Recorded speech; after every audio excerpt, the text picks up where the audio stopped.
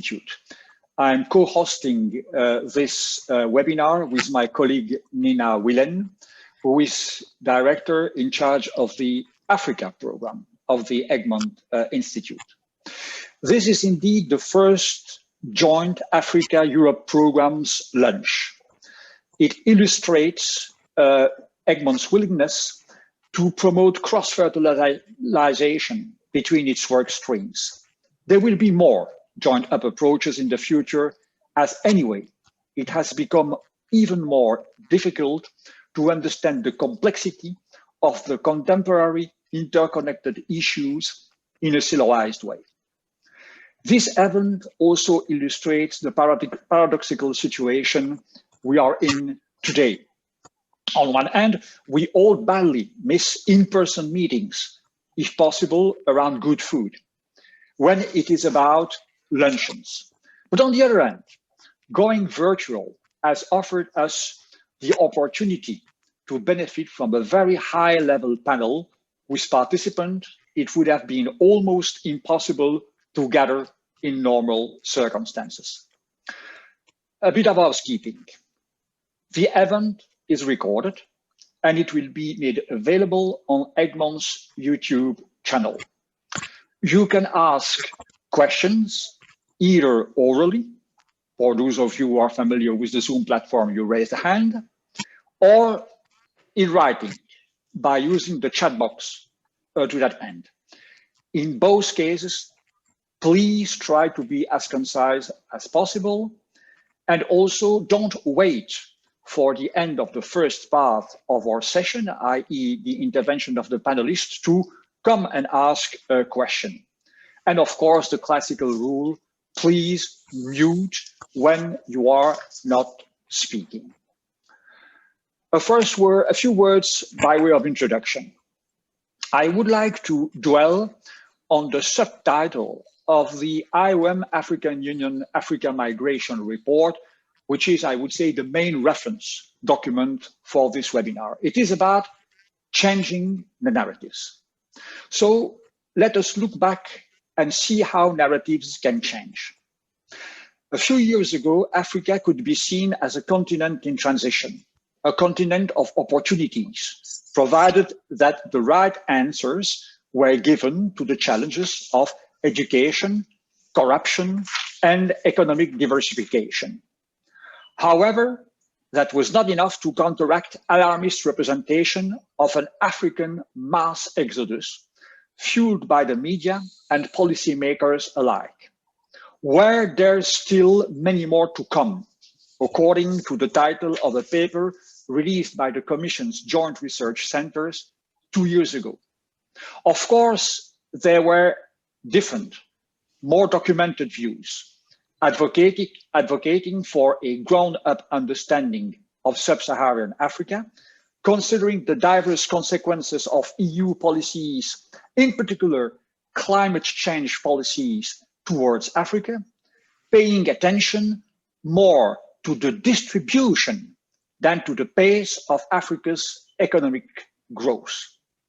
In the meanwhile, findings were piling up concerning the complex nature of African migrations, its multiple drivers, the fact that African migration is best understood as African migration to Europe, is best understood as a continuation of intra-African migration, and also the pivotal role of urban nodes in intra as well as extra-continental migration.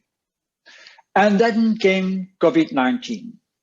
Was it the crisis too much, as second-guessed by a now famous note of March 2020 on the so-called l'effet pangolin by the French Quai d'Orsay, the French Ministry of Foreign Affairs? No doubt a crisis with multiple impacts, hitting hard autocratic regimes, broken public services, fragile communities, and still to be consolidated economies. And we are still confronted with more questions than answers. The impressive Africa Migration Report I was just referring to, which was presented jointly by IOM and the African Union in October last year, was aiming at changing the narrative. Is this brave endeavor still on track? The EU has proposed a comprehensive strategy for Africa. Are its fundamentals still valid? Noting also that the EU-AU summit has been postponed time and again. Can EU member states, which have for historical, while questionable reasons, ties with Africa, can these member states play yet a positive role of bridge builders in the framework of the so-called Team Europe approach? And last but not least, paraphrasing a recent paper of the European Council on Foreign Relations, is there any way for Europe to work with Africa amid the global scramble for vaccines? This is our menu for this working lunch.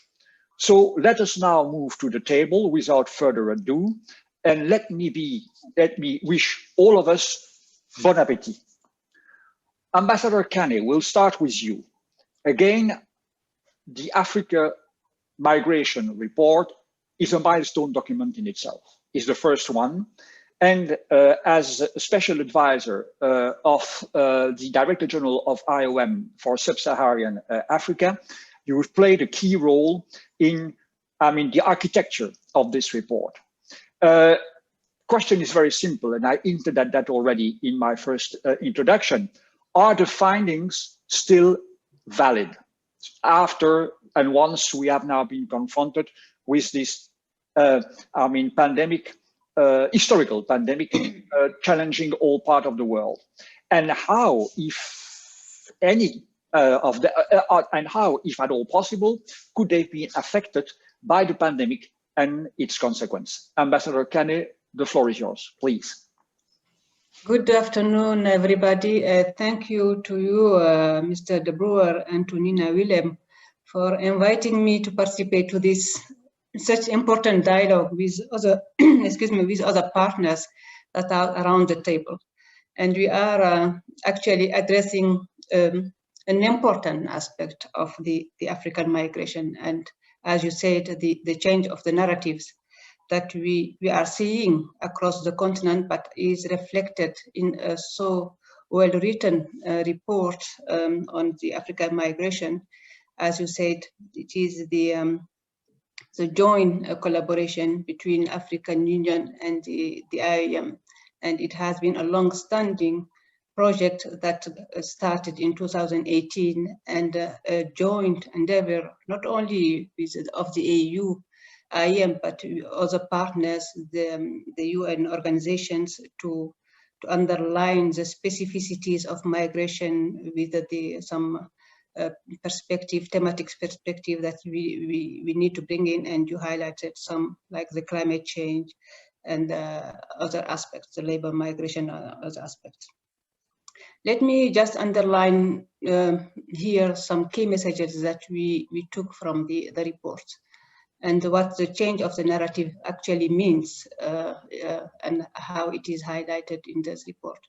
The finding of this report is our aim to change the misperception about the African migration. And here the report stressed the distorted narrative and the urgent need to address them within the report. There is a value here to emphasize the perspective from the African continent and highlighting the integral role of cross-border mobility in developing African economies and in facilitating the integration agenda.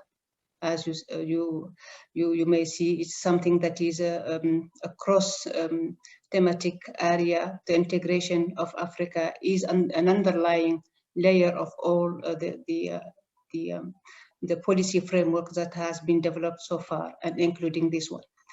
And to see also the ambition of the EU and the other regional economic forum in realizing this integration agenda and the development of the African economy as underlying layer.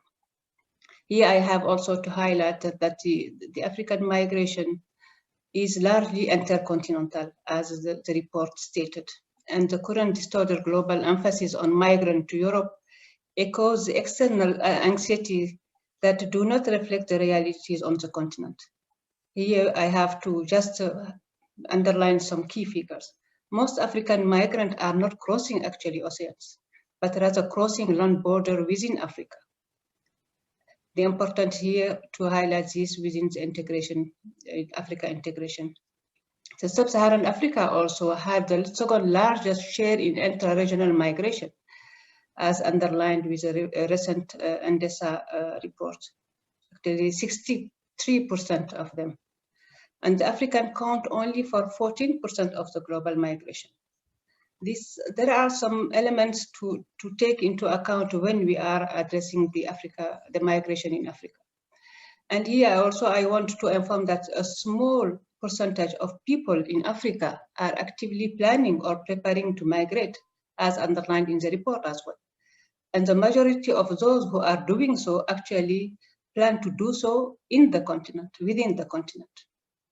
And indeed, the classification that have been created around the migration don't reflect the complexity of movement in the continent. For example, the distinction between the regular and irregular migration do not capture the nuances of cyclical migration and the community cross-boundaries movement, which are important dimensions of the African mobility as well. And as well here, we need at this stage to underline that actually a high level of education is also an important determinant of the African migrant prosperity to migrate.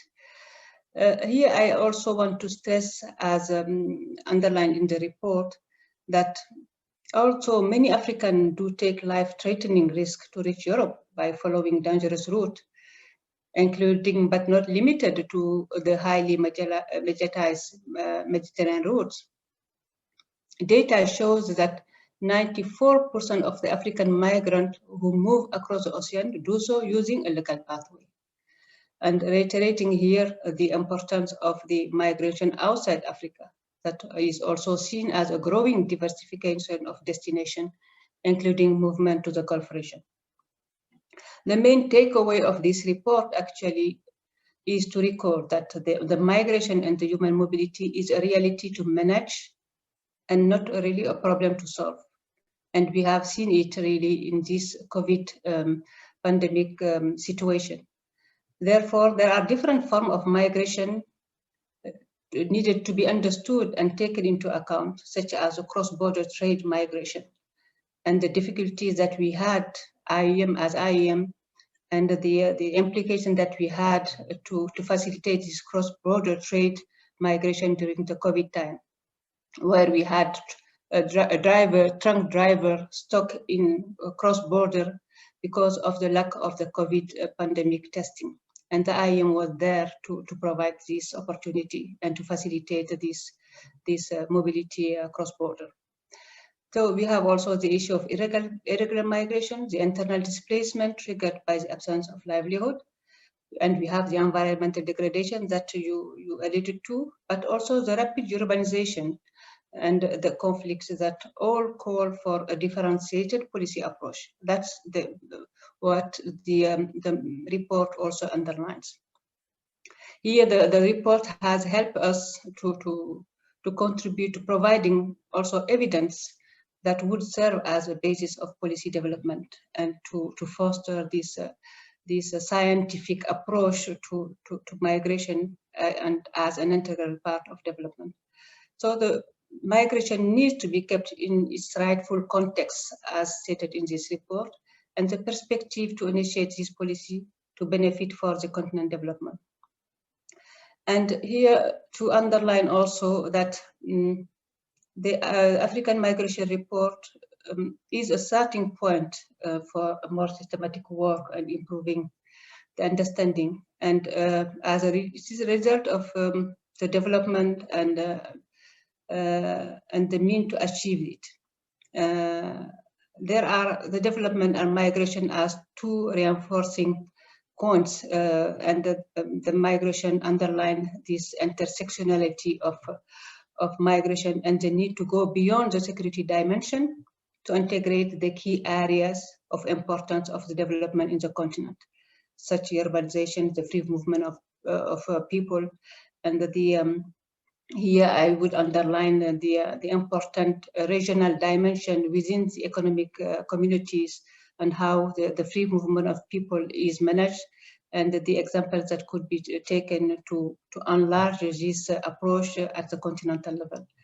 The labor migration and the trade, the skills transfer, and finally the health in this context that we are living are so important element to underline, and the perspective provided in this report could feature the importance of adapting the policy formulation and the action, the developmental perspective of the migration. So, but the COVID-19 has also without doubt revealed the need to fill the gaps of the migration management and the development side of its coin.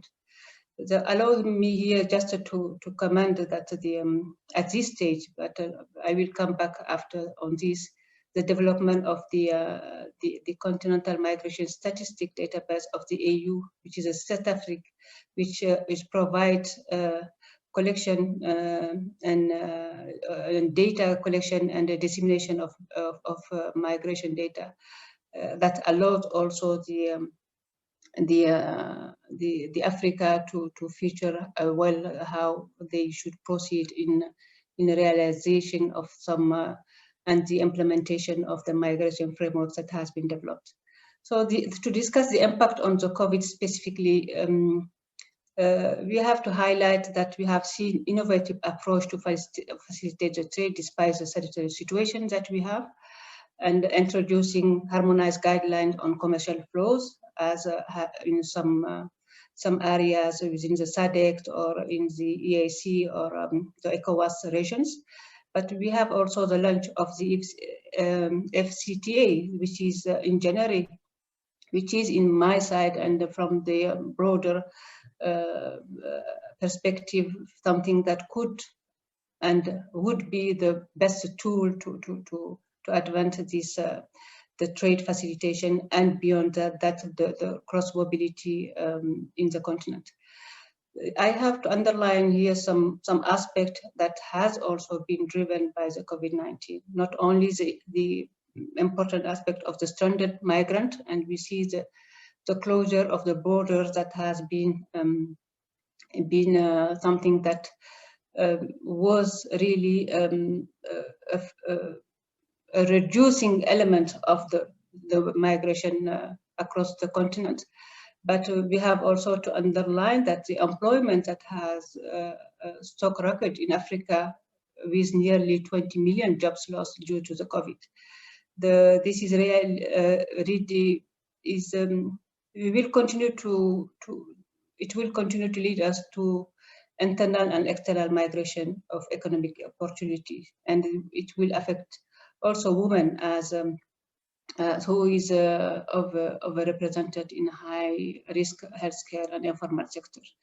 And to inform also that while the number of irregular migrants may have decreased along the routes due to the increased border control and the restriction compared to 2019 during the peak of the pandemic, it is significantly increased in the last quarter of 2020.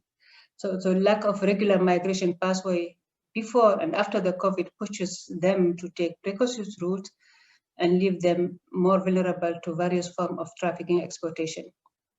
Just to underline that during the first 6 months of the 2020, the estimated overall irregular arrival to Europe appears to have decreased by 20%.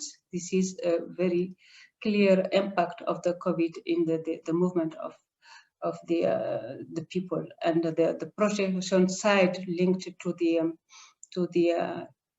this pathway of regular migration has been underlined so much in this context, and the need of the human rights and protection-based approach to address the issue of stranded migrant in time of COVID is something that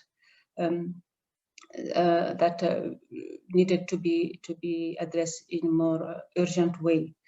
And we have also to recognize here as an impact of the COVID, the role of the labor mobility plays in the immediate response and the long-term recovery from the COVID, especially with the health worker in the diaspora. And we have to here to encourage the creation of pathways of regular migration within and outside the continent through the skills of talents. Just another element that I want to highlight is with the COVID impact is the diaspora importance contribution in terms of skills transfer and remittance for the economies of Africa. And on average, we have 15% of the Lesotho GDP actually. And the call to expand the sustainable diaspora engagement to foster both the recovery and the long-term socioeconomic development is an aspect of the inclusion of the migrant in the development national agendas.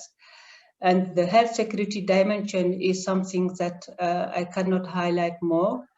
Across the border mobility, we will need to enhance the safety regime of trade and the movement, which require strategic multi-sectoral partnership in ensuring health security in border management through responsible use of the digital tools and to facilitate the access of universal health care and vaccine for all, regardless of the status. And to stress here the disparities that we have seen and which are very well relayed in the media nowadays on the availability of the COVID vaccine that may risk to deepening the inequalities between the global north and the global south. And the call of solidarity is through the increased financial investment to ensure quick recovery and economic convergence between the region. So they underline the need to support the host countries and the large number of vulnerable migrants and the displaced to include them in the vaccination programming. This is something that should also impact on the global mobility system, which looks like it will be increasingly reliant on vaccine and as prerequisite of the travel. And this will shape the future of mobility as all we know. So I don't know if I have expended my time, but I will be glad to come back to some elements that if needed. But just I will end by just revealing the importance of climate change and the environment declaration in the Africa during the COVID.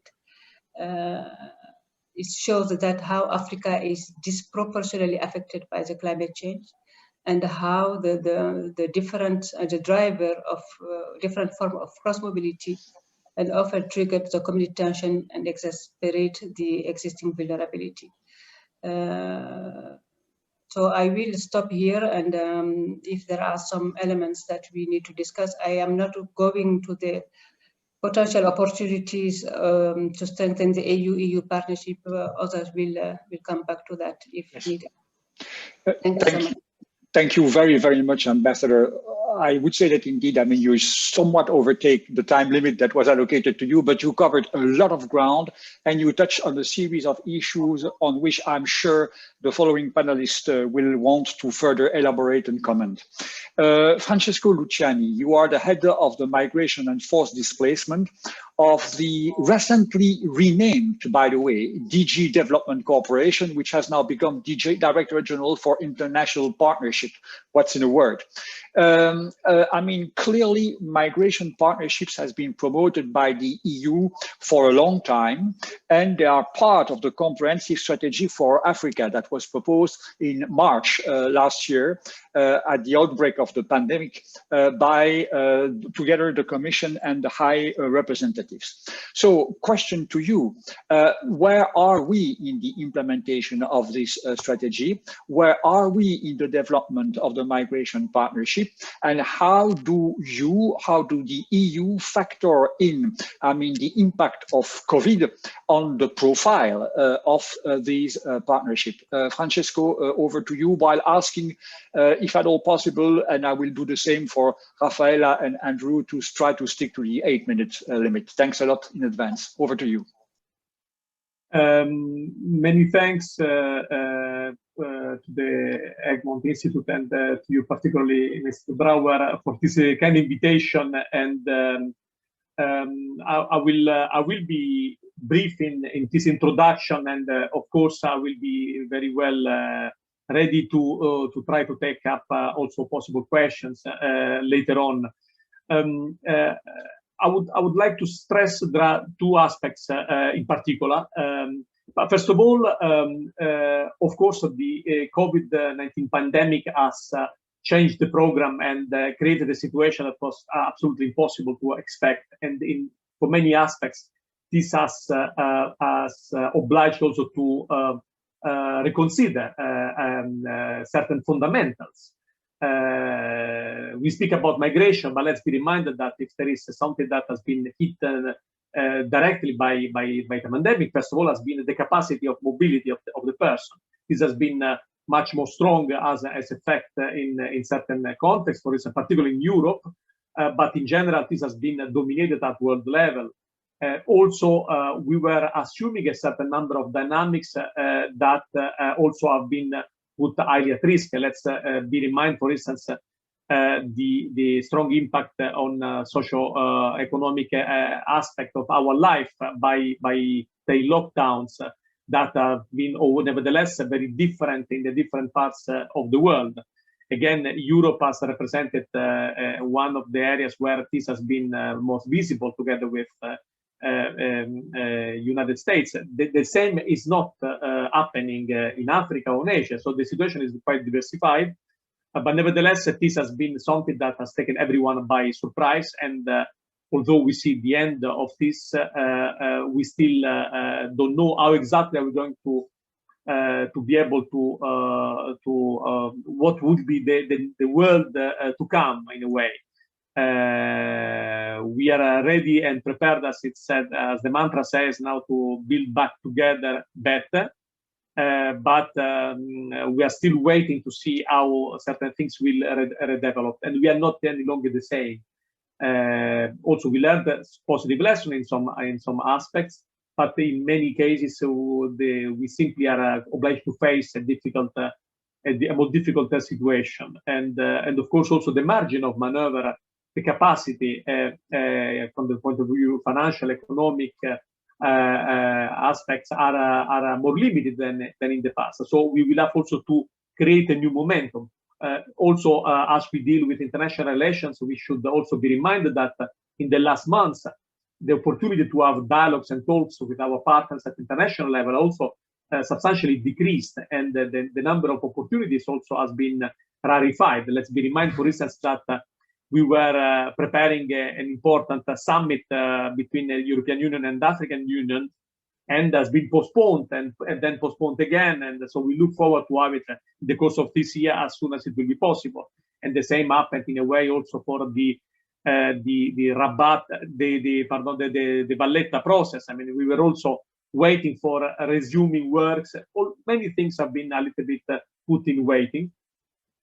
And also, certain phenomena are not yet entirely clear. For instance, I mean, whether migratory flows have changed in their nature or simply decreased. This is also part of the work that we need to do in terms of examination. In general, arrivals to Europe have been clearly decreased, particularly also from Africa. But nevertheless, in certain areas of our borders, we still face this in terms of irregular arrivals, particularly lively, notably on the Canary Islands and Spain, particularly.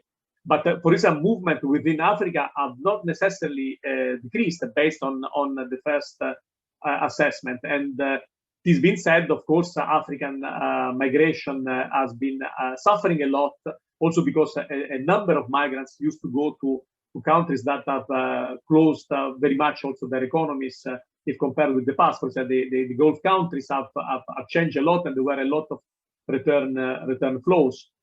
And also, I mean, for instance, to give another example, remittances. The remittances flows were predicted by the World Bank as being sharply destined to decrease. But then, in fact, the decrease was much less, and it changes also depending on the country. of course, the quantity of money that is arriving back to the family has decreased because also the migrants living in Europe, in other continents, have certainly suffered of the socioeconomic situation, and many of them have lost the job. They were prevented also from moving and even from returning back home. But in some cases, I mean, and also remittances have been limited physically by the fact that persons were traveling less, because remittances sometimes travel in the pockets of the person that returned back. But this has also pushed to develop other forms of communication, the digital transfer. So all this, I'm presenting this in a let's say, disorderly manner, just to say that the situation has dramatically changed.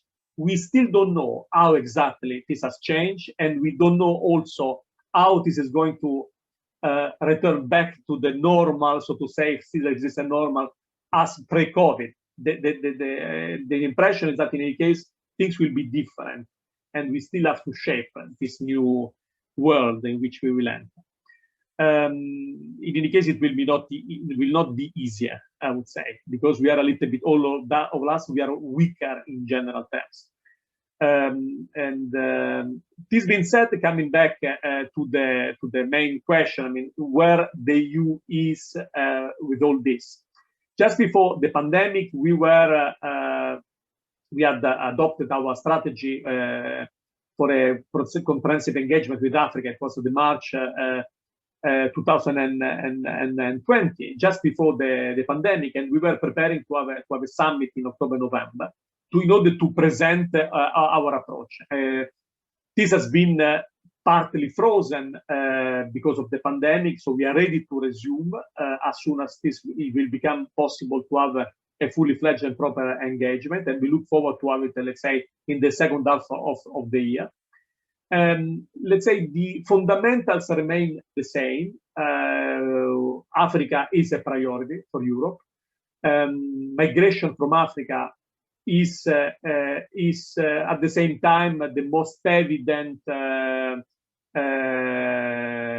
let's say, challenge to deal with, both as irregular but also as regular migration, because of the strategy and the approach presented towards Africa is very comprehensive and balanced, and includes very much also a strong attention to the positive aspects that we have to develop together.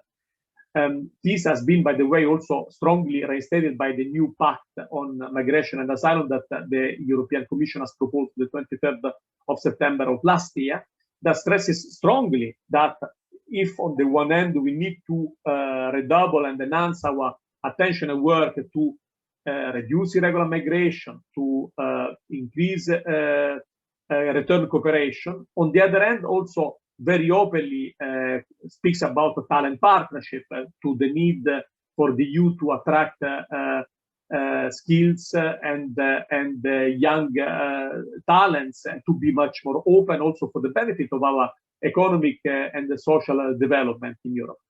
All these double aspects, this balanced approach that is in the Pact on Migration, was also in the comprehensive strategy we proposed for Africa.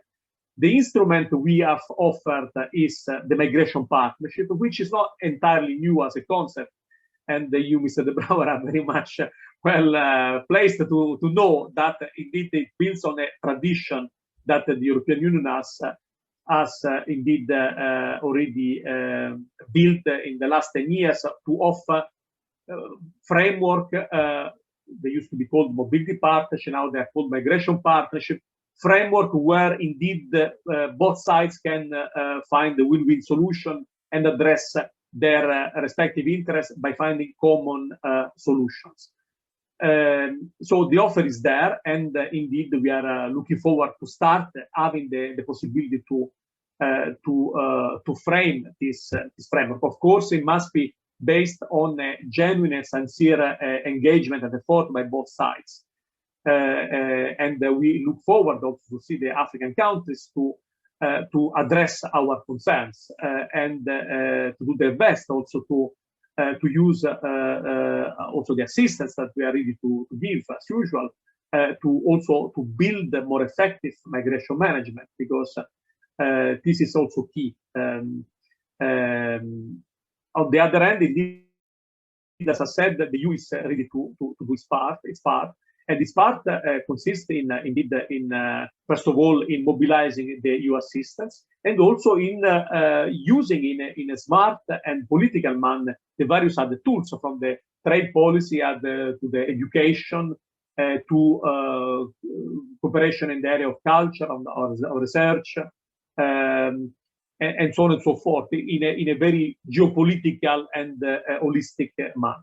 Speaking about the EU assistance, let me stress that again, the European Union will be ready to mobilize all its resources, but we are in this moment in the process of launching the programming exercise.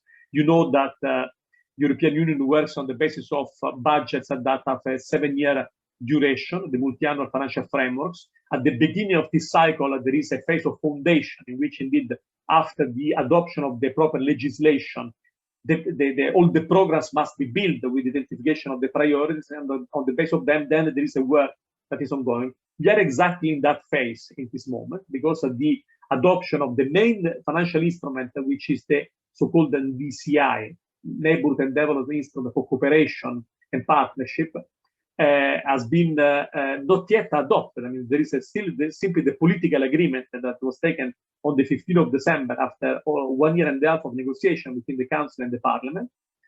And that has an overall amount of almost 80 billion euros. And the 10% of which will have to be used for migration and forced displacement, including addressing the root causes of irregular migration and forced displacement. And we are programming all this. And the first half of this year will be will be taken by the programming exercise. And then there will have to be a certain number of adoption of documents by the Council and also the Parliament in the different roles. So our firepower capacity will start to be expressed properly, let's say, in the second half of as of the second half of the year, I would say rather towards the end of the year. But then indeed it will take off at cruising speed in the course as of the 2022 in a full dimension. To do what? First of all, as I said, support host countries of refugees, because this is a crucial component of the overall equation. To help origin countries to address the famous root causes, which means largely job creation, especially for the youth. But it must also, we are really firm also on that, produce reforms to make better living for the population in the countries. But then, in general, managing migration better, which implies indeed strengthening the work towards against the smuggling networks. At the same time, creating legal channels for migration and mobility, and also increasing the impact, the positive impact of remittances and diasporas on the origin communities. This is a work on which we have been collecting a large experience in the past, and we look forward to indeed to have a very dynamic partners in front of us. Africa is not any longer the same. Everyone changes, but Africa is changing more quickly in a way. We have an increasing number of interlocutors also indeed at regional level, diaspora organization. And of course, while there are certain countries that remain in a critical shape and situation, and it's really difficult to find a partner to speak with, in many other areas, we have to recognize that the situation is very much dynamic. And indeed, migration is a part, not even the biggest part, of a much more complex social and economic situation, where indeed a lot of potentials are to be found at local level. And the migration flows are not necessarily, again, directed towards Europe, but also very much within the African space. So we are also looking forward to see the interest and the appetite to better organize the mobility within the African space. We are ready to work on that. I conclude by noticing an aspect that indeed COVID was also at the center of attention of our assistance since the beginning of the crisis. There was a very strong response by the EU institution together with the member states through the so-called Team Europe approach, and which continues to remains our, let's say, standard approach also in this general phase of cooperation. We also try to redirect our assistance towards migrants and refugees communities. To be honest, let's say in this big work of redirection and the mobilization of funds, we didn't single out migrants and refugees direction particularly, only in a limited number of cases, because the assistance went directly to the partner countries, and we insisted with the partner countries in general to indeed ensure that the migrants and refugees hosted in their countries would benefit of the same advantage that the others would do. It would have been too difficult, also unfair in a way, to single out specific communities versus the rest of the population.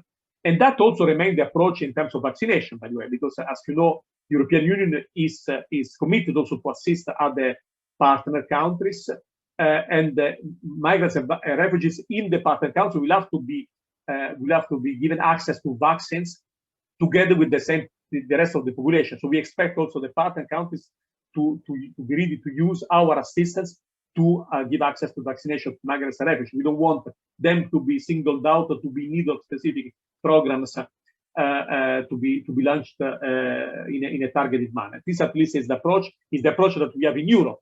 Migrants and refugees are part of our communities, should not be treated as a separate body. In any case, social inclusion, integration are for us very important principle.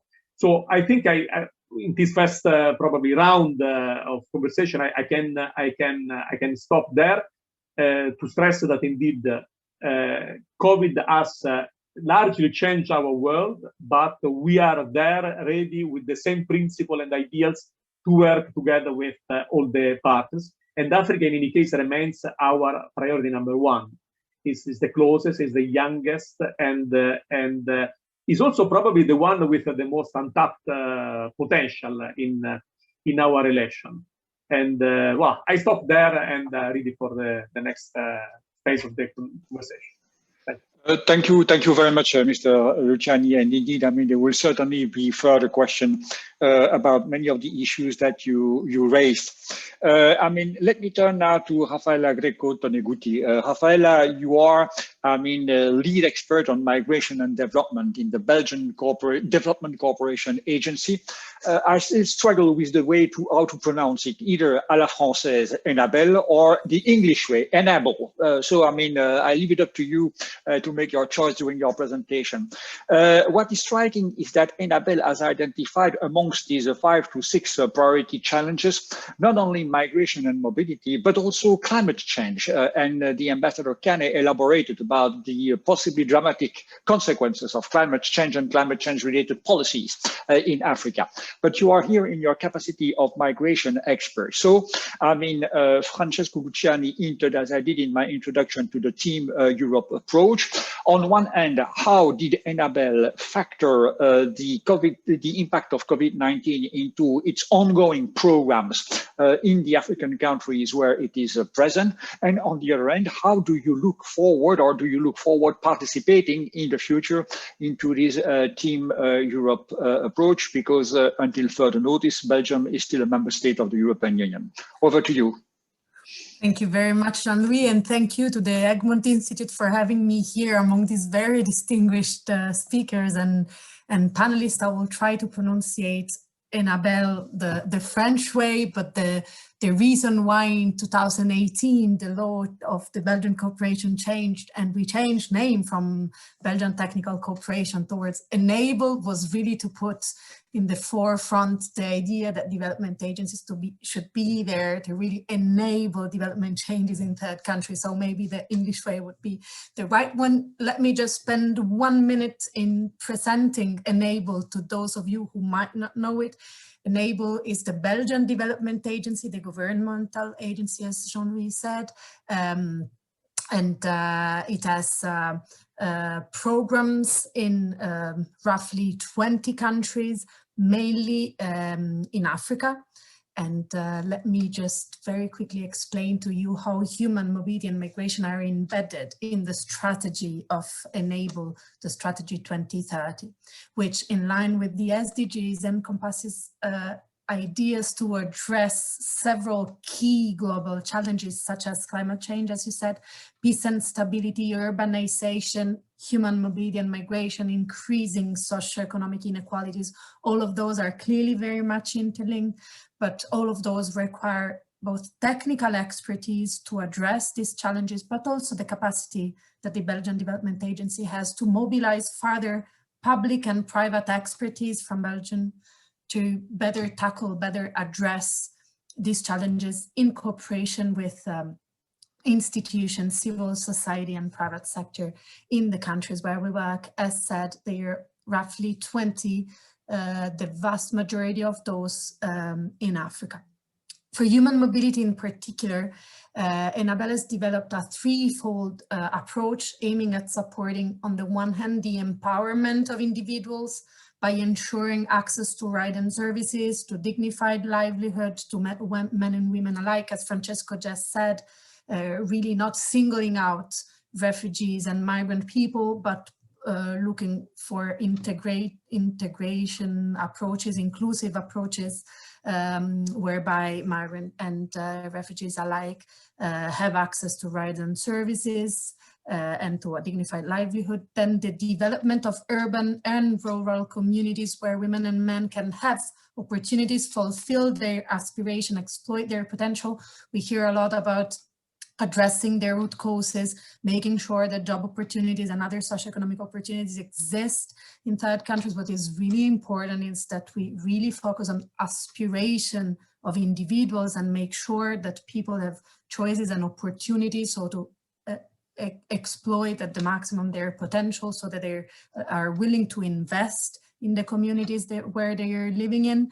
And third stream of the approach, beyond the individual community, then there is the support to institutions and societies in partner countries, including diaspora groups, to build inclusive and resilient systems that are able to offer these opportunities, including opportunities for safe and orderly migration for those who are already on the move or those who are willing to be on the move in fashion. We are fully aware that one cannot do this alone. You cannot work on these three very important streams by yourself, and that opportunities for safe, orderly, and regular human mobility for women and men can only exist in partnership within countries, among different stakeholders, including the private sector, including the civil society. So not just reforms, not just institutions, but really societal partnership among and within countries and in regions. We have heard a lot from the ambassador and from Francesco how much this concept is not new, but how much we'll still need to work on systems of partnership that really allow for this safe and orderly opportunities to exist for people to express their choices freely.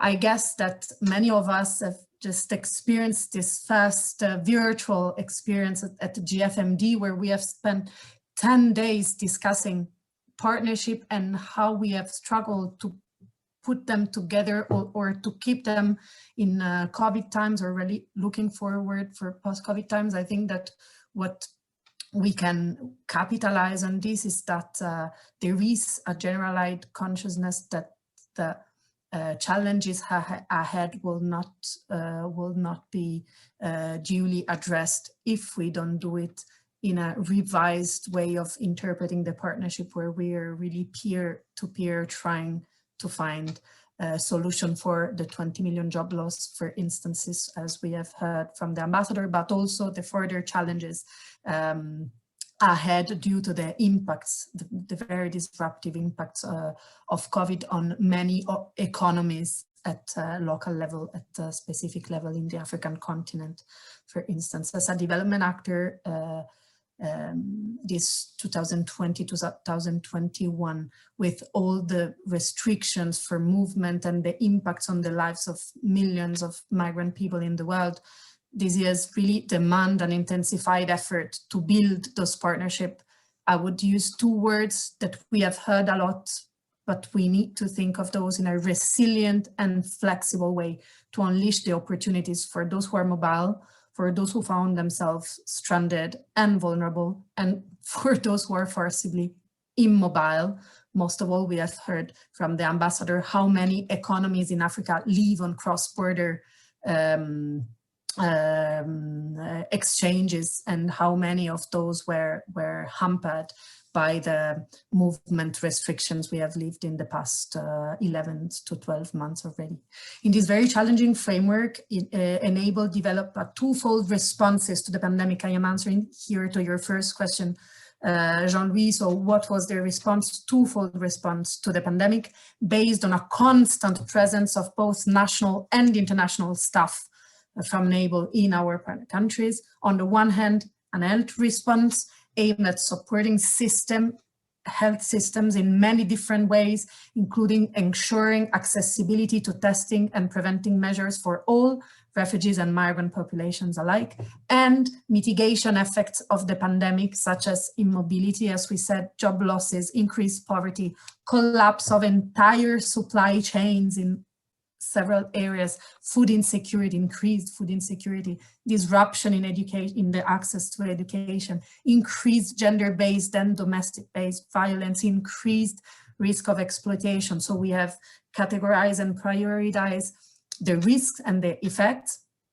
We have carried out rapid needs assessment in the countries and area where we work, considering the very specific context, but also based on the assessment and studies that international organizations and NGOs alike have issued since the outbreak of COVID, and proposed a series of adaptive measures for individuals on the move, receiving and origin communities and systems themselves, focusing on access to information and preventive measures, access to health systems, keeping alive the access to jobs, opportunities, and productive sites, including aspects, as the ambassador said, linked to cross-border trade and commercialization of agricultural products that are produced by very small agri-producers, that for which this is the main source of subsistence and revenue for entire families, supporting local community to grant access to services, basic services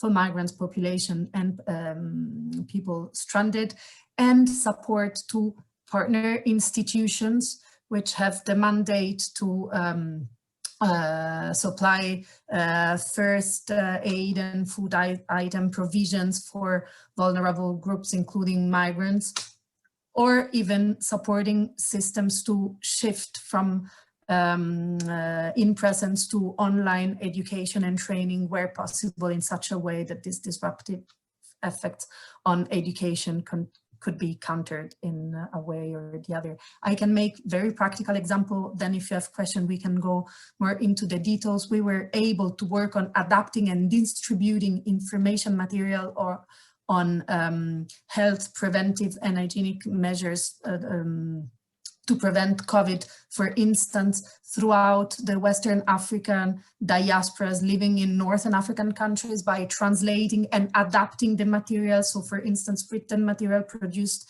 in Arabic by the Ministry of Health in Northern African countries, translated and adapted to local languages of Western African communities living in Morocco or Tunisia, and adapting them into videos that could be distributed and mainstream through social media that are more accessible for migrant community, most of all for those who are who lack regular stages in the countries where they live, or this translation from in-presence to online training for those training institution we work with, including in Guinea, in Morocco, in Niger, or ensuring safe working condition in construction side or agricultural side, where Enabel implements cash for work programs for young people in need for training, for job and for life opportunities, such as in Niger, in Guinea and in Senegal, support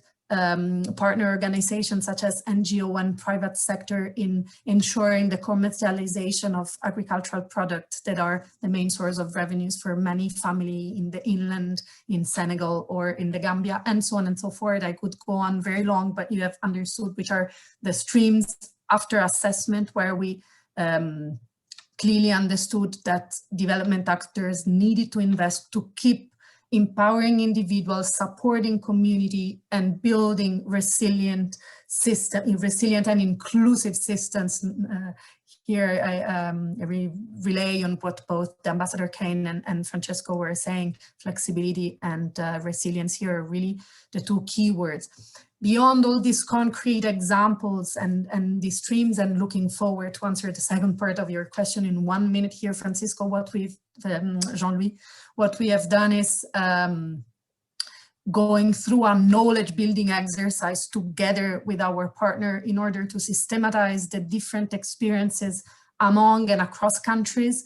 We've built a series of community of practice since April 2020 to not just to streamline, because in many cases streamlining was not really the answer, but to capitalize on the different answers given to common problems in different contexts, even within the same countries. And we've launched a COVID response evaluation that we've carried out throughout the entire year 2020 to capitalize on this different stream of actions that we've put in place in order to improve the responses and better factor in the effects of the confinement and the isolation on individuals on the move, on communities and system, and therefore adapt the project we develop and implement, as well as the way we program for future action and support the implementation of policies in partner countries to support orderly and safe human mobility for all.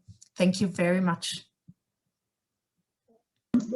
Thank you very much, Raffaella. I mean, you clearly underlined in the many examples that you give how keen Enabel is to support not only migrant, but also receiving communities in the implementation of the different program according to the different strands that you very precisely illustrated. And this leads us very swiftly to the last panelist. Andrew McDonnell is a senior officer for global policy and outreach, in working for searching for common ground and not searching for a common ground, as we learned preparing this webinar together. And I mean, your INGO, or the INGO that you are working for, amongst many other action, is aiming at improving the trust between communities and officials in different regions where they are heavily affected by intra-migration in Africa. So, which is indeed, I mean, clearly a very important area of action, having heard what the ambassador said about how COVID has impacted migration and mobility inside Africa. So question to you, Mr. McDowell, and I understand that you will use a PowerPoint presentation to illustrate your intervention. How have this program been affected by COVID-19, and what effects do the virus, according to your experience, do the virus have on the migration profile in Africa? So, Mr. McDonnell, thanks a lot for joining. Before passing you the floor, may I turn to the audience? I mean, don't forget to ask questions, because we are getting near to the question and answer time. I have already a few in the chat box, but I mean, if we have more, that will make the rest of the conversation much more fluent. Sorry, Mr. McDonnell, the floor is yours. Thank you so much, Jean-Louis, and thank you to Egmont for the invitation to participate in this excellent discussion. My remarks will focus a bit specifically on one issue that's been a major priority for us at Search, but also a key issue for intra-African migration, both during and before COVID, which is the practice of transhumance, which I'll get into in just one moment. But before, you want to say hello? Thank you. Before that, just for those of you who are not familiar with Search for Common Ground, we are the world's largest international peacebuilding organization with offices in 32 countries around the world, including in West, Central, and Eastern Africa, where we work directly with communities to transform the way in which they engage with conflict and promote cooperative solutions rather than the use of violence or antagonistic solutions to conflict. So as I mentioned, next slide, I wanted to focus specifically on the issue of transhumance, one form of regular cyclical migration, intra-African migration, which has been a major source of tension and conflict over the last few years. For those of you who are not familiar, transhumance is, or otherwise known as, sometimes also talked about as pastoralism, is an adaptive system for raising livestock in which they move. Livestock or herders will migrate domestically or across borders to reach sources of water during the dry season, or fresh pasture, or to reach different markets. And this is an essential livelihood for tens, if not hundreds of millions of people throughout Africa, and one that is heavily rooted in migration, that depends on mobility, including mobility across borders, but has been over both the last year and long before that, a source of tension and conflict, both at the both between communities that interact with each other on migration, and between the nomadic or semi-nomadic populations who are migrating livestock and officials or security forces who are regulating movement across borders and policing these sort of borderlands. And so what I want to focus on in my remarks briefly is to highlight a few ways in which this practice has been acutely disrupted by COVID. But what I particularly want to focus on is the fact that while COVID has created an acute and unique crisis, many of the challenges that we're seeing are not necessarily unique to COVID, but they're symptomatic of deeper structural systemic issues that predate COVID and will post-date COVID. Next slide. I'm just going to highlight 3 brief examples of what this looks like, and some ways in which we've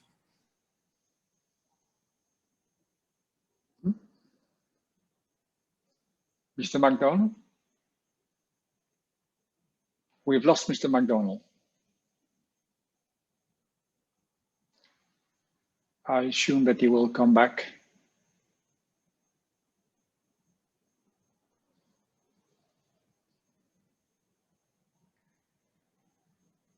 Okay, let's maybe wait another 20 seconds. And then we can maybe raise a first question, which would allow Mr. McDonnell to safely come back and continue his very interesting presentation.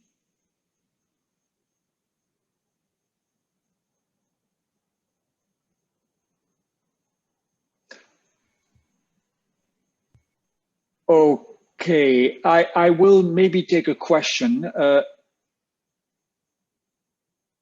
which actually is addressed, would not have been addressed directly to Mr.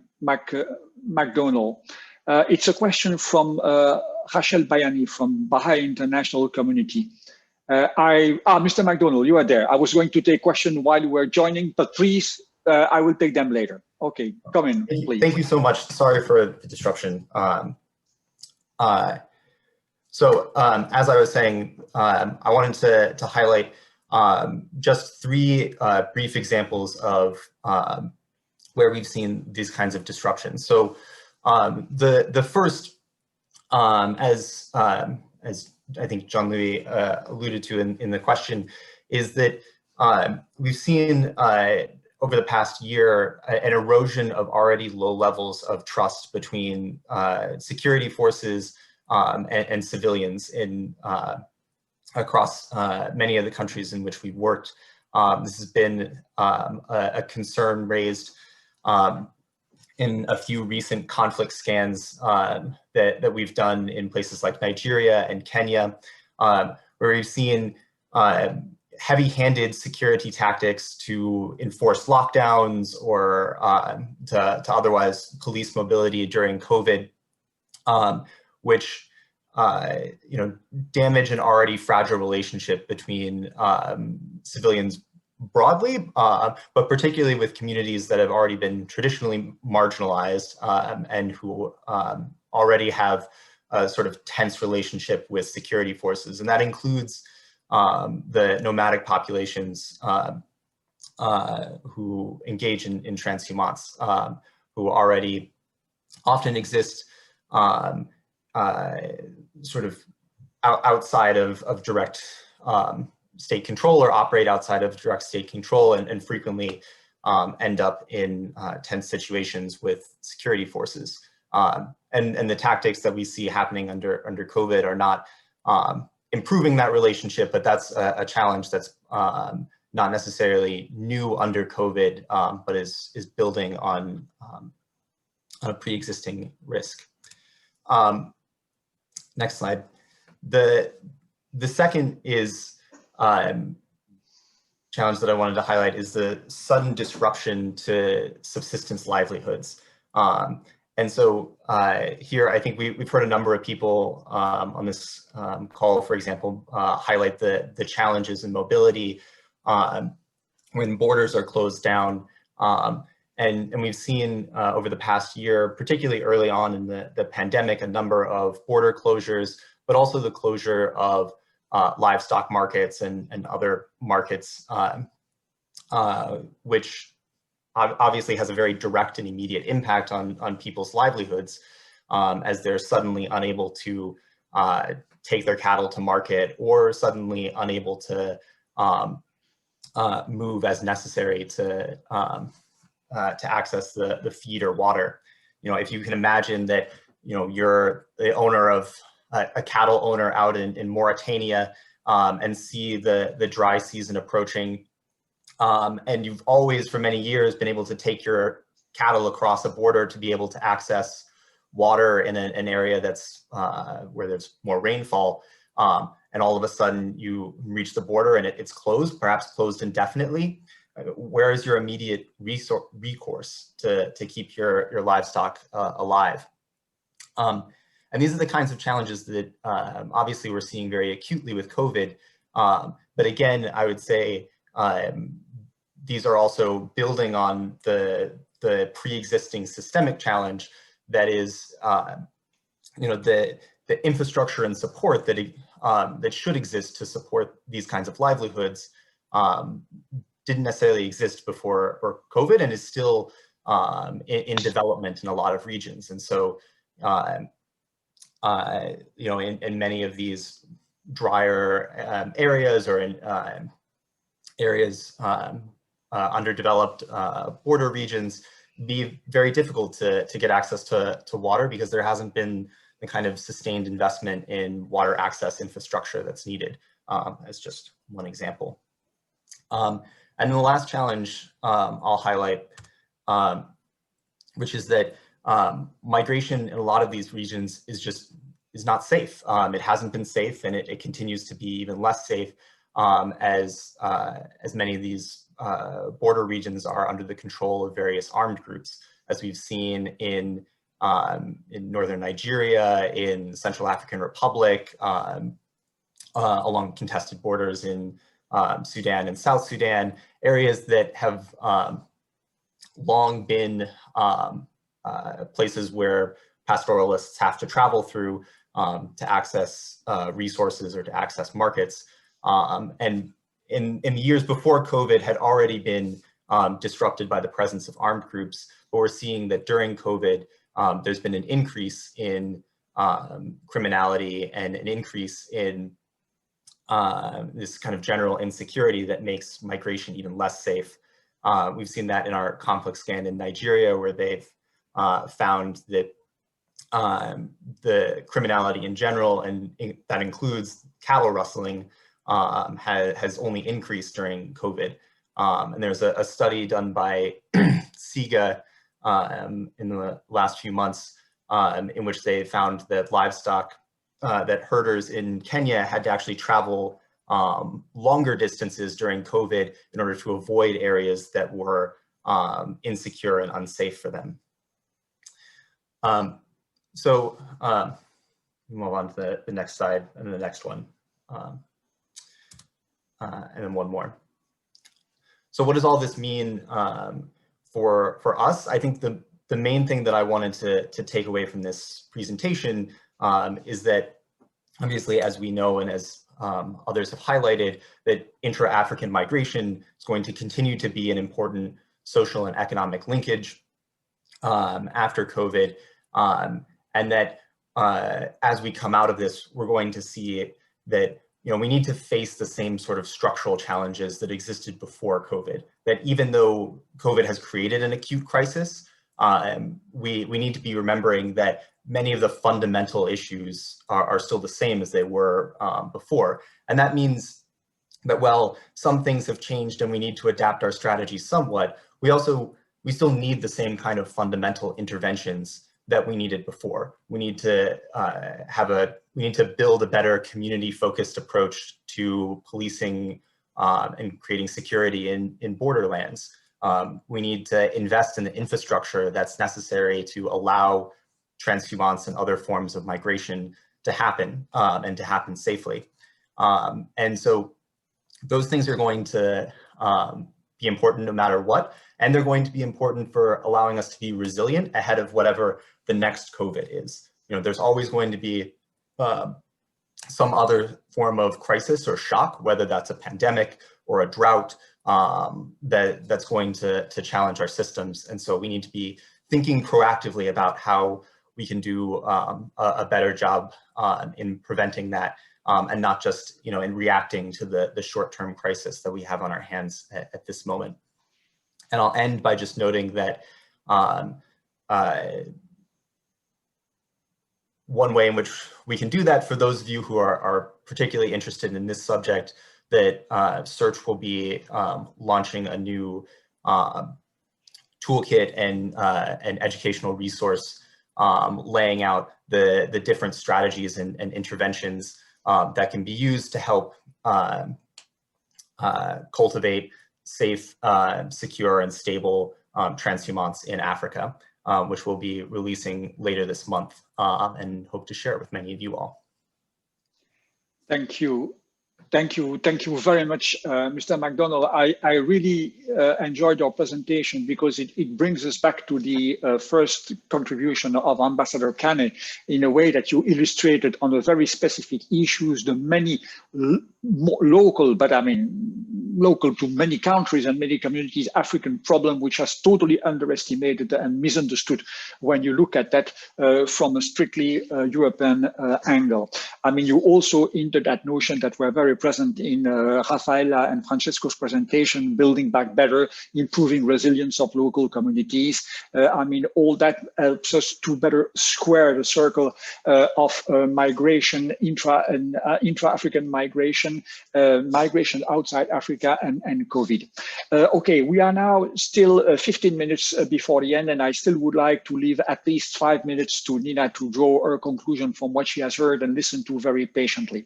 So what I'm going to do is that I have 3 questions listed in the question and answer in the chat box, and we'll take the 3 of them in one go. And we do apologize for those who are going to ask or who would be willing to ask other questions. We're going to have to limit ourselves to that. The first questions come from Rachel Bayani, as I said earlier, from the International Baha'i Community.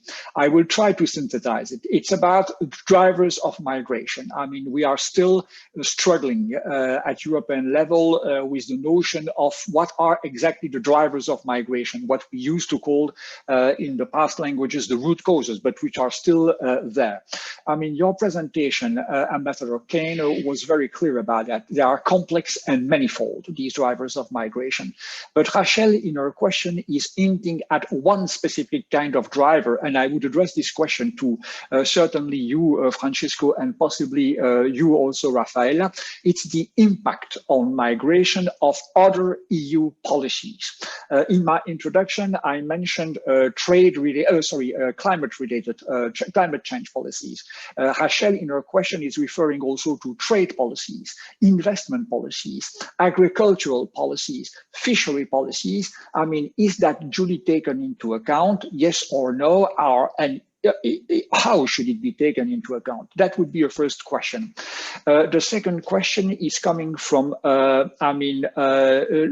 Louisa Wu from the Safer World, and it's also in a way addressed to both Francesco and you, Ambassador Kane. It's about legal pathways, not only inside Africa, but also between Africa and the EU. I mean, you can find frequent reference to opening new legal pathways of any kind for the classical view of the South-North migration. How do you, how can it be translated into reality? I have a fourth question, and I'm going to take it also. The third question, I mean, will resonate to Nina and myself, because it was raised during a meeting that both of us attended this morning, and it's the influence and role of China in Africa. I mean, before the COVID pandemic broke out, China was, very present already in Africa and in different countries in Africa.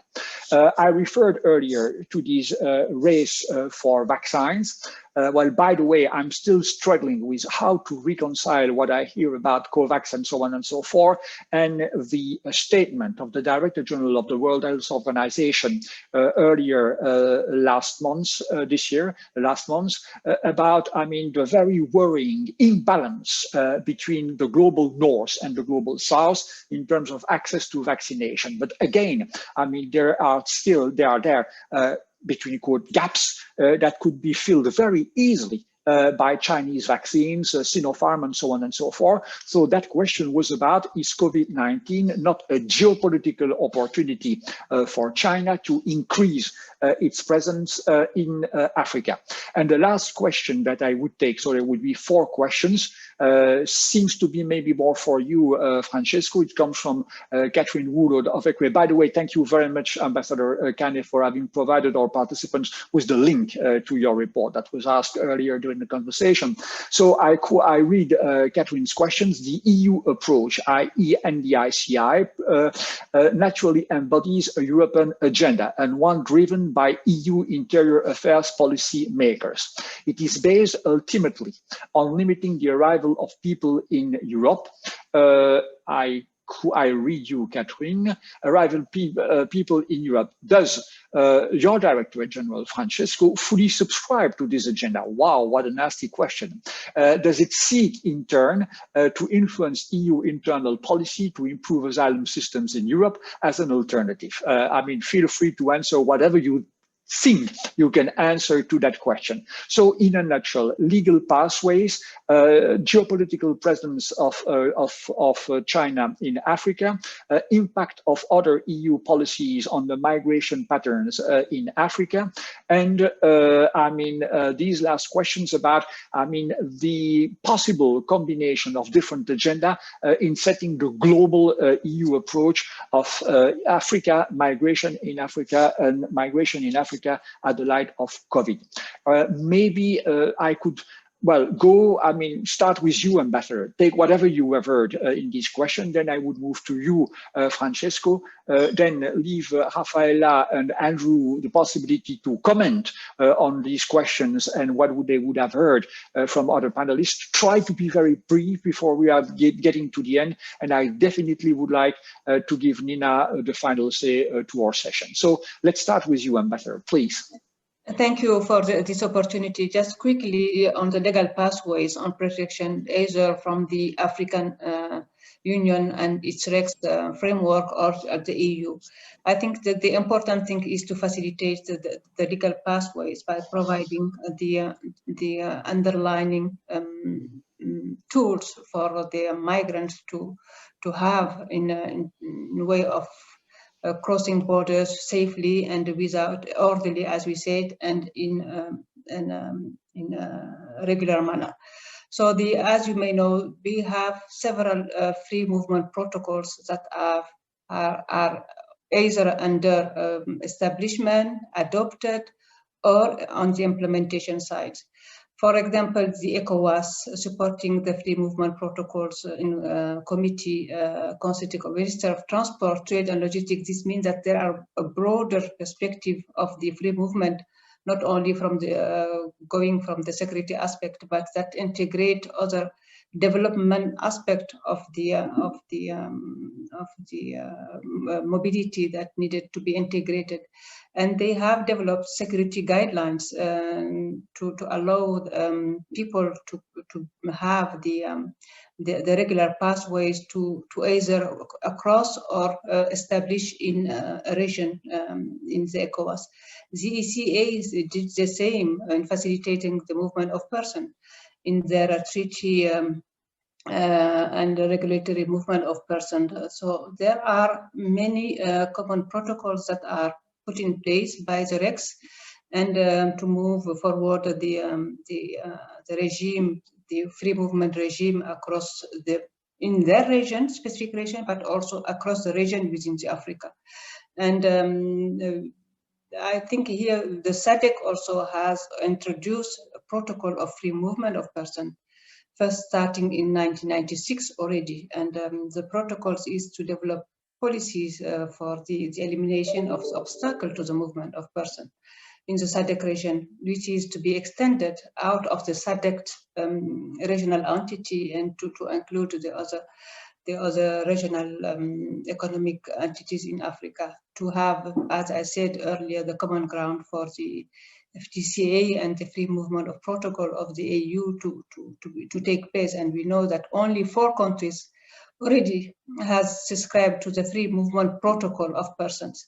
We have a long way to go from there, but I think that the new restriction and the COVID situation make clear that there is a need to rapidly put in place the mechanism to provide people the opportunity to cross border and to maintain these economic and social and integration agendas of Africa across this possibility of legal pathways that offered. And from the EU perspective, I think that facilitating the skilled labor migration mobility within a very orderly skill matching programs is important. But we have also the family reunification as one of the angles that could be considered to foster successful integration in the EU framework.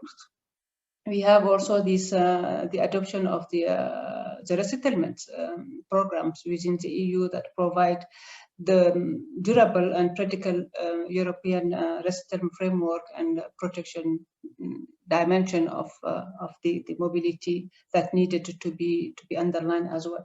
So I think that we have here policies that needed to be enhanced in some way, existing some those who exist, but to develop those who have to be developed in a very in the framework of these new mobility futures that the migration report also underlined in some way.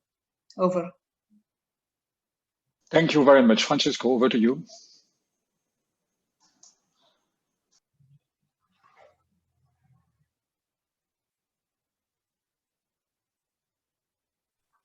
I will try to briefly touch upon all the questions, of course, trying really to be telegraphic. On the drivers of migration, it's an important question, but that triggers immediately the reaction. We are there to manage migration and to ensure that migration takes place for the benefit of the migrants and all the country concerned. Nobody is there to really stop migration or to address root causes or drivers of migration to reduce the migration. Migration is a fact of life. Migration is something that affects European Union in positive terms as in negative. I mean, it depends on the angles of the situation and the specific cases.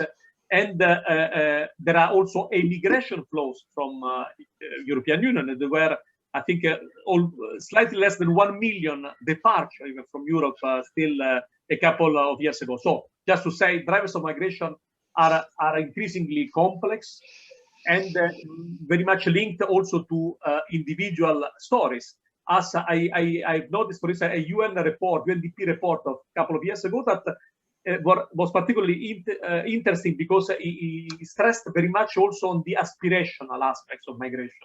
Increasingly in this united world, I mean, migration is also triggered not by simply by socioeconomic facts, of course, this is the basis, but very much by the aspiration to change, but the willingness also to have a different destiny that very much is an imagined destiny, frequently leading to disappointment, but very much aspirationally ideological, which is something positive because it's also a factor linked to the youth in movement. So just to say, drivers is a very important topic, but it's important to be modest, and we are not going to find simply material factors that can explain and by addressing which we are going to change the direction of migration in this united world. I think has become more complex.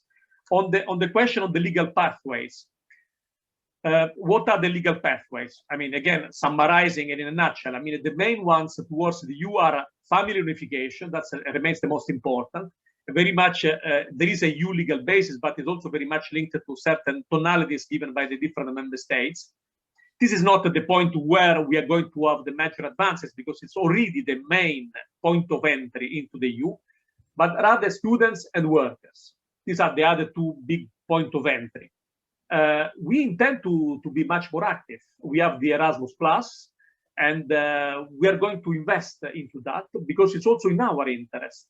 In our interest to attract students and talents, and not necessarily to keep them, but also to ensure that relations and ties in a positive manner as a young person can build are established.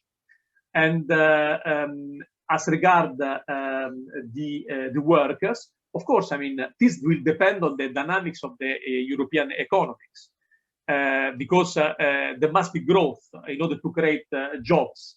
And there must be also, at the same time, skills to fill the job vacancies, because you don't create economic migration with the magic wand by simply instructing a certain number of people to go.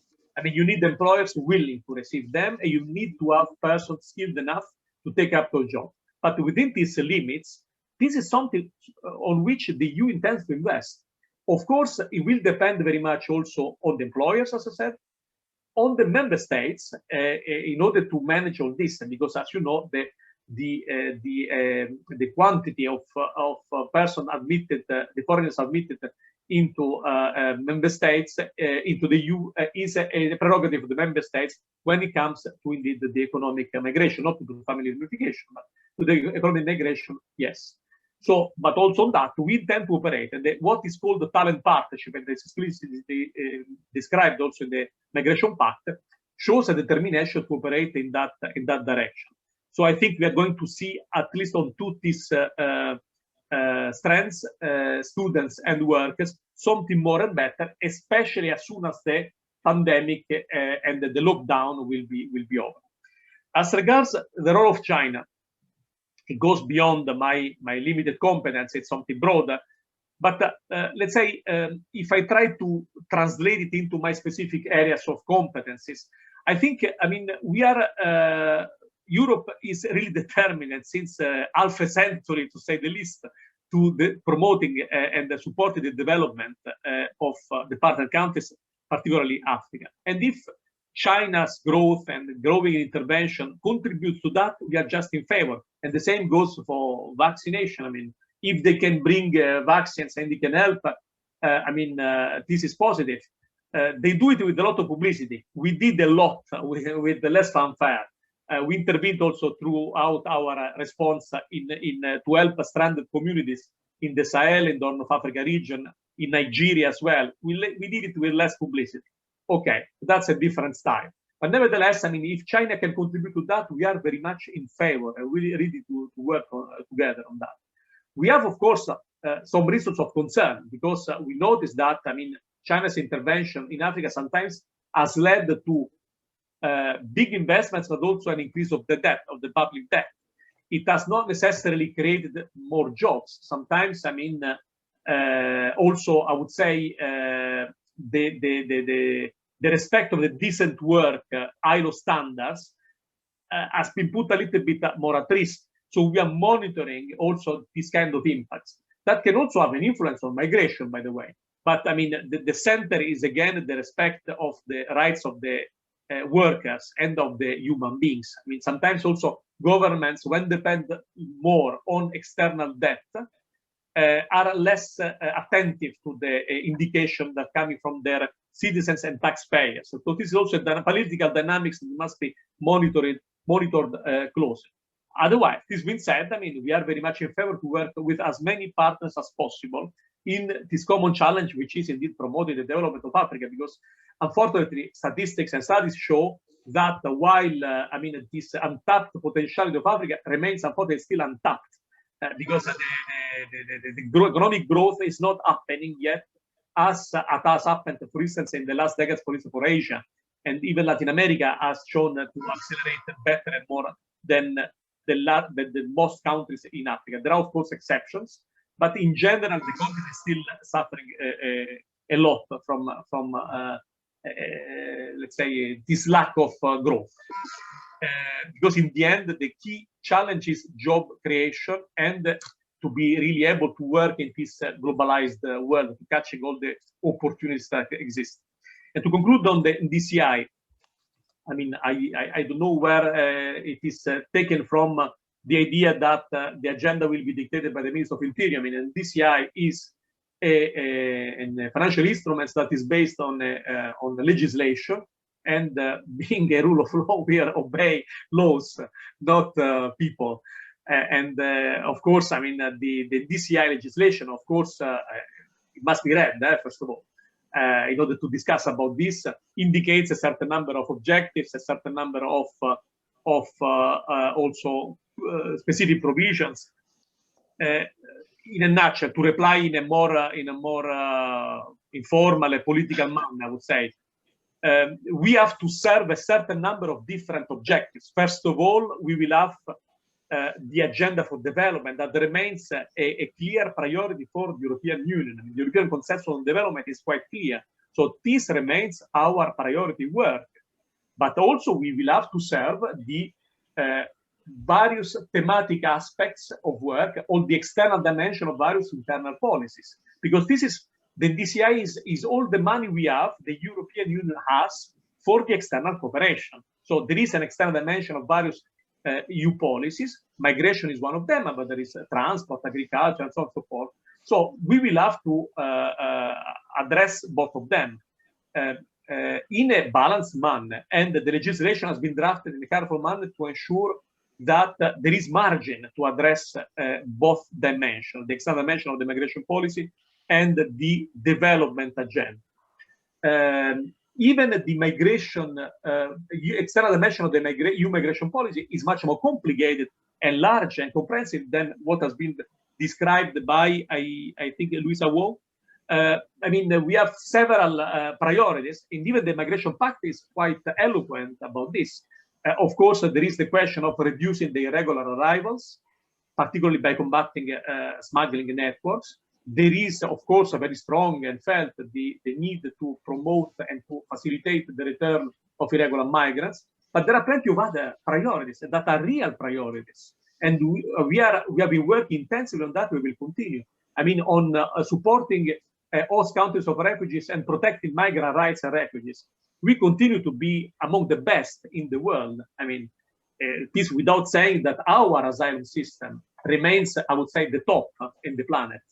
I mean, please indicate comparison among other countries in terms of rights, in terms of attention to the rights of the asylum seekers. When it comes to also job creation and addressing the root causes and drivers, This is also a very clear priority of our approach. And finally, also the promotion, as I said, of the cooperation of labor migration towards the EU or towards other destinations. This is also a clear priority of the migration pact.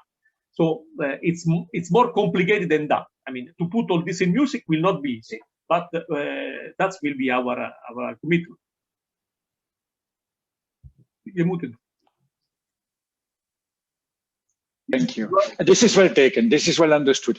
Now I'm faced with a terrible dilemma, is that we are 2 minutes beyond the time limit, and I definitely want to give the final words to Nina. So, I mean, with all due apologize, I'm turning to Raffaella and Andrew. Would you allow me to ask you to skip your final intervention and move directly to Nina? I see that you are nodding. I'm extremely grateful for your courtesy and your flexibility. As it is going to be my last intervention, let me thank you, all 4 of you, very warmly for your participation. I mean, there is definitely further to do and further to say on that. We'll see how we can come back on that on other occasion. But again, thanks a lot for being with us. Nina, the floor is yours. Yes, thank you so much for allowing me to speak, even though I'm not an expert on migration. I will just try to pick up some of the threads that you've touched upon in your excellent presentations today as an outsider. So hopefully maybe that could help those of you who are listening in and who are not experts either. Per definition, what we've seen today is that migration is definitely a dynamic topic, not just literally, but also in terms of the different topics that it's touching upon. And then we can also see that it's characterized by intersectionality, bringing together lots of different topics and actually forcing us to see this through different perspectives. We've seen how climate change, food insecurity, and urbanizations are all topics which are forced to collaborate under this heading of migration. And we've also seen how Africa is disproportionately affected by many of these challenges. Yet, Ambassador Kane has also shown how there is a need to change the narrative about African migration. There's a need, let's say, to clean the narrative of African migration, to put it into perspective and to see that most of African migration is taking place across land borders and not across oceans. That African migration actually constitutes a very small percentage of global migration, around 14%, which often has been exaggerated in media reports and some sort of political discourses. But this is important to keep in mind. And we've also seen through her presentation that the very large majority of the African migrants who are crossing borders do that legally, in legal and regular migration. But this brings us to the effects upon migration from COVID, the COVID crisis during the past years, because of course this has affected migration in different ways. And I will take up 3 points that I've picked up from your presentation here today. The first one is, of course, the closed borders. Whereas COVID has affected different regions in different ways, some more than others, almost all regions have been affected by the closed borders, which renders migration, whether it's across land borders or ocean borders, more difficult, forcing migrants to take irregular pathways, which sometimes also increases the security risks related to these migrations. A second aspect is a strain on partnership. COVID has increased strains on partnerships, and here we're not only talking about the EU and AU partnership, which has been affected, of course, by suspended meetings, by strategies on hold, and forcing us to have patience, but also introducing elements of uncertainty about the future. Because as Mr. Luciani said, we're still not seeing the end of this, and we haven't seen where we're going to land after COVID. So the strain on partnership has introduced the element of uncertainty for the future, but we also have heard that Africa remains very much a priority for the EU. And this brings me to the third and last aspect for the COVID how COVID has affected this this topic, and that's of course that it's affected and destroyed many of the livelihoods for people in different regions, but then in particular in these African regions that are very much dependent on climate and on as Andrew McDonnell talked about the transhumance and the pastoralism, about the migration, about the mobile ways of functioning, and how COVID has actually disrupted this in a very sudden way, causing many to lose their jobs and their livelihoods. So to end, I think that he also in his presentation maintained that the structural and the systemic issues remain to be tackled. Both they were there before COVID and they will remain after COVID. Some of them will have been reinforced by the challenges that we have been affected by during COVID. But then to take the words by Raffaella, what we need is then to reinforce, to build resilience and increase flexibility to be able to tackle that in a post-COVID world. And remember, of course, that this is not, as Ambassador Kane started off by saying, not a problem to be solved by, but a reality to manage.